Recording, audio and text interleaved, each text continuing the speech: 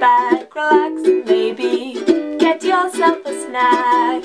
Me and you gonna have a little chat about books.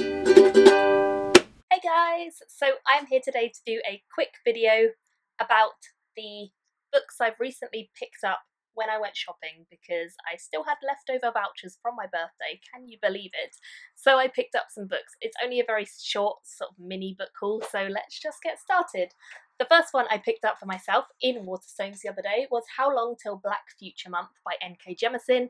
Didn't know this one was out, and so glad it is, because super excited whenever NK brings out another book. She's really good at what she does, and this is actually a collection of short stories. All of them I think she wrote quite a while ago and sort of over the years, and many of them have been published in other places like Strange Horizons and other short fictions of magazines, but this is her collection of many of the stories she most enjoys.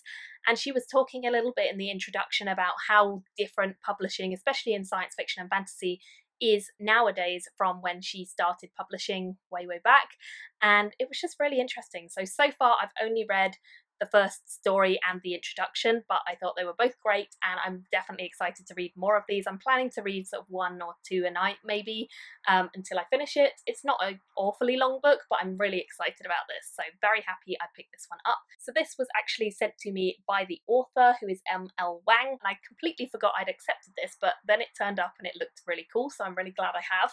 And that is this one, The Sword of Chi Gong, a Theonite war story by M.L. Wang.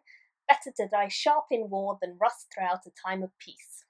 Agreed. A mother struggling to repress her violent past, a son struggling to grasp his violent future, a father blind to the danger that threatens them all. When the winds of war reach their peninsula, will the Matsuda family have the strength to defend their empire, or will they tear each other apart before the true enemies even reach their shores?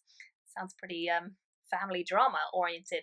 High on a mountainside at the edge of the Chi-Gongese Empire live the most powerful fighters in the world, warriors capable of rising the sea and welding the blades of ice. For centuries, the fighters of the peninsula have held the Empire's enemies at bay, earning their treacherous spit of land the name the Sword of Chi Gong. Born into Kusanagi's legendary Matsuda family, 14-year-old Mamoru has always known his purpose to master his family's fighting techniques and defend the homeland. But when an outsider arrives and pulls back the curtain on Chi Gong's alleged age of peace, Mamoru realizes he may not have much time before he has to be the fighter he was bred to be.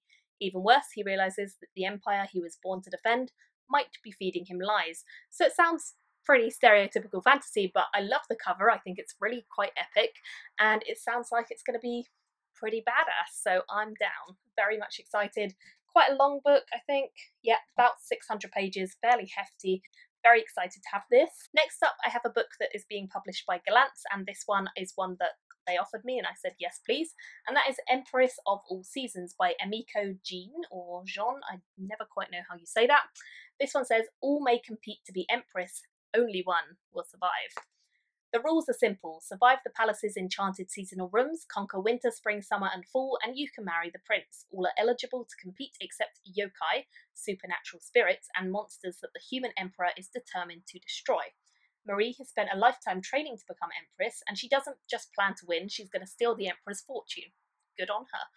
But she's hiding a dangerous secret. Marie is a yokai with the ability to transform into a terrifying monster. If discovered, her life will be forfeit. As she struggles to keep her true identity hidden, her fate collides with that of Taro, the prince who has no desire to inherit the imperial throne, and Akira, a half-human, half-yokai outcast. Together, they will decide the fate of the world. So again, sounds pretty epic. Kind of reminds me of another book series. The Prince, is it? And The One? All of those. That's a contemporary series, but kind of reminds me of that. I'll put a picture of those on the screen so you know what I'm talking about, but yeah, the concept is like a fantasy version of that, I guess. And then the final one that I picked up for myself in Waterstones is this one, Legends of the Condor Heroes, A Hero Born by Jin Yong. This one is one that I've kind of seen floating around on Twitter and various places. I think my friend Laura recommended it to me a while ago, and I believe it only just recently came out. It's set in China in 2000 AD. The Song Empire has been invaded from the north by its warlike neighbours. Half of the territory and its historic capital lie in enemy hands. The peasants toil under the burden of the annual tribute. Meanwhile, on the Mongolian steppes, a disparate nation of great warriors is about to be united by a warlord whose name will endure for eternity, Genghis Khan.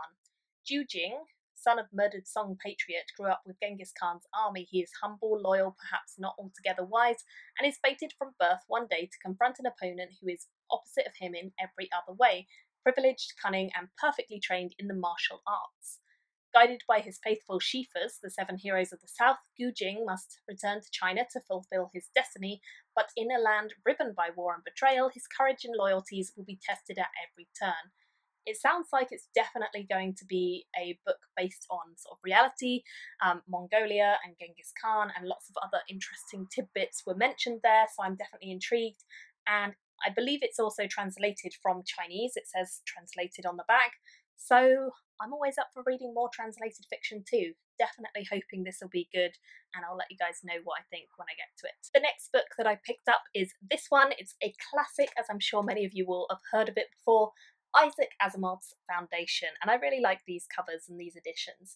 So I picked this one up actually because my boyfriend was sort of intrigued by it and he was wanting to read it, and I was like, you know what, I haven't even read that, and it's kind of like a classic science fiction. So we decided we were going to get it and both of us are going to read it. He might even end up reading it before me. Sure, it probably doesn't need an awful lot of introduction. It is set in a collapsing galactic empire which has prospered for 12,000 years. No one suspects it's rotting until a psychohistorian, Harry Seldon, uses his new science to foresee its terrible fate.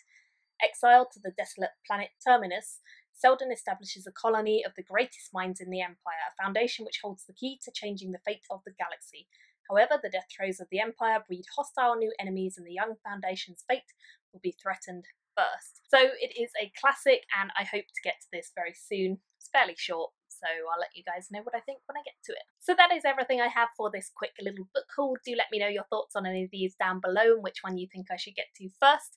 Let me know what you've recently picked up. Thank you all so much for watching, and I'll see you very soon in my next video. Bye guys! Thank you for watching my video today. Go pick up a book, then come back and chat with me again.